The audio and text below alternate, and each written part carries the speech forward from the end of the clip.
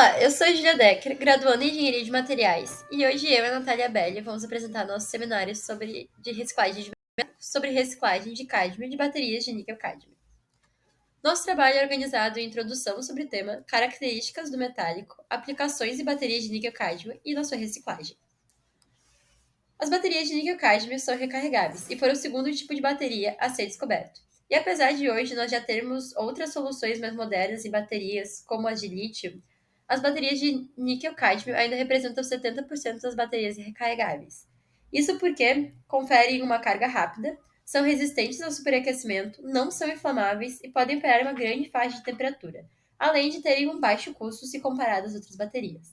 Com o crescimento da utilização desses equipamentos sem fio, como notebooks e celulares, há um crescente aumento do emprego das baterias de níquel-cádmio. E apesar delas terem essas excelentes propriedades citadas, elas podem representar um grande risco à saúde pública e à saúde ambiental, pela presença do cádmio, que é um elemento tóxico.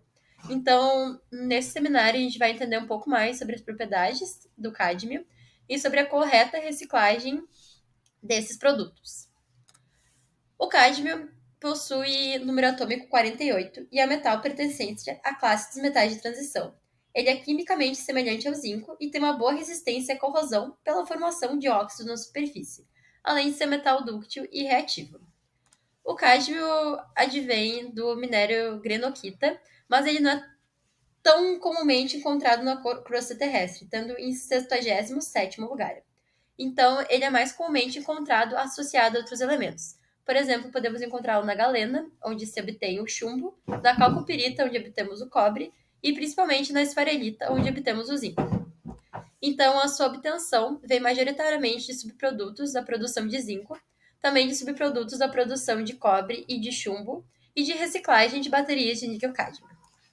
Pegando o exemplo do processo de obtenção do zinco, o subproduto que obtemos é o óxido de cádmio. Ele pode passar por um processo carbotérmico, onde o óxido de cádmio vai ser reduzido por carvão, obtendo um cádmio metálico de mais baixa pureza, ou podemos fazer a eletrólise por solução de sulfato de cádmio, onde obteremos um cádmio metálico de maior pureza.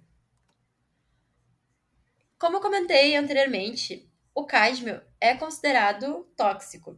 Ele possui uma vida biológica bastante longa, então o tempo de permanência dele no organismo é bastante longo, chegando de 10 a 30 anos, além de ser um metal cumulativo.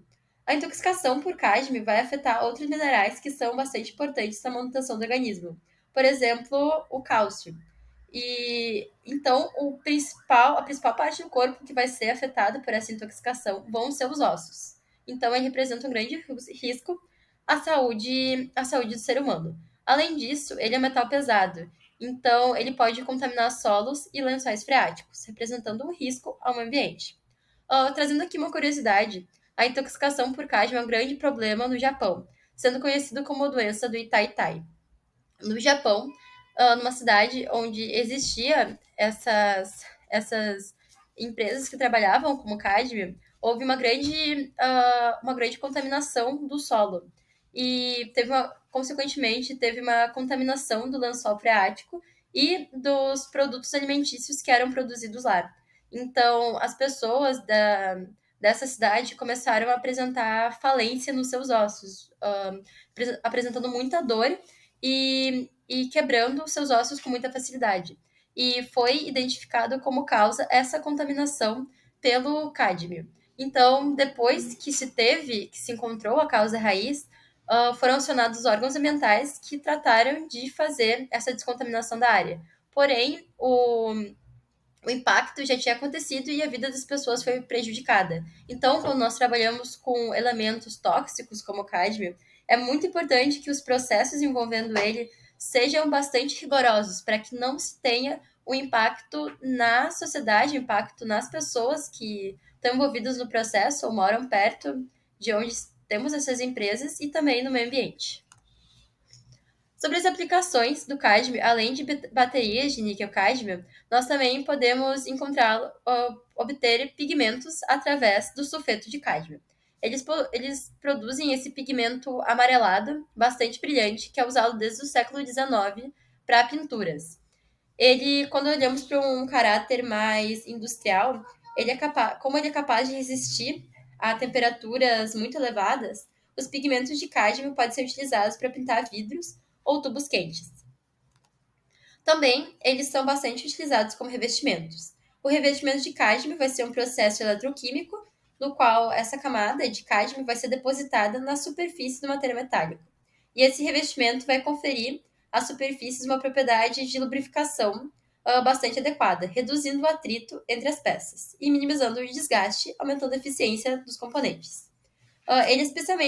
Essa propriedade vai ser especialmente valiosa em aplicações que vão envolver movimentos ou um contato constante. E também, esses revestimentos são bastante interessantes, porque vão conferir à peça uma boa resistência à oxidação, além de ter uma condutividade elétrica aprimorada e uma soldabilidade aprimorada. Vou passar a fala agora para Natália, para ela explicar um pouco mais profundamente sobre a utilização de baterias de níquel-cádmio e também sobre o seu processo de reciclagem. As baterias de níquel-cádmio são utilizadas desde os anos 50 e nos últimos anos majoritariamente utilizadas em telefones celulares. Em termos de resíduos sólidos, são consideradas na classe de resíduos perigosos devido à presença do cádmio, que, como já foi comentado anteriormente, é tóxico e pode trazer problemas ambientais com descarte incorreto, podendo causar a contaminação do solo e do lençol freático. A bateria, ela possui carga rápida e simples, e podendo ser utilizada por um alto número de ciclos de carga e descarga. A armazenagem e o transporte são simples, e a bateria tem um bom desempenho.